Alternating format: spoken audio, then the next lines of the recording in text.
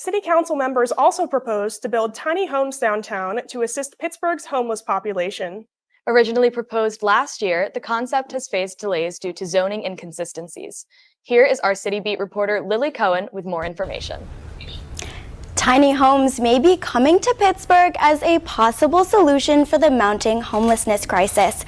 2 city council members put forth a proposal to bring the tiny home villages to the city's downtown areas.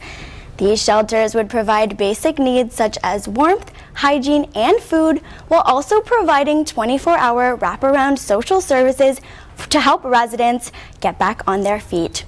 We spoke with Councilwoman Deb Gross on the implementation of this plan. We've been struggling with this issue of increased homelessness in the city now for a couple of years. We've been trying to work on affordable housing, kind of permanent housing for years now.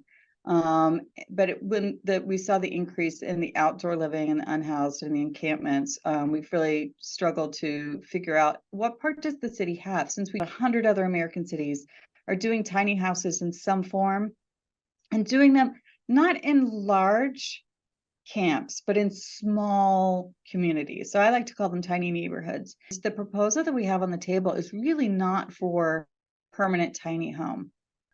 What we have on the table right now is not a legal dwelling. It's not even a dwelling. It's really more like a just temporary structure. Just really honestly warmer, drier, and more secure than a tent, but not much fancier than a shed. Hopefully lots of public process and public input. We had a planning commission meeting about 2 weeks ago.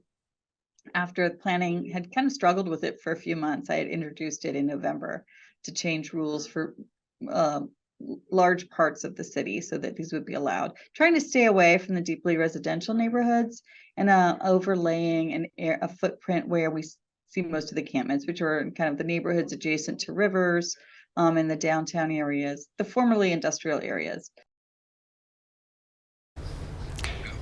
2 weeks ago, the Planning Commission met to make a decision on this proposal, but they needed an extension.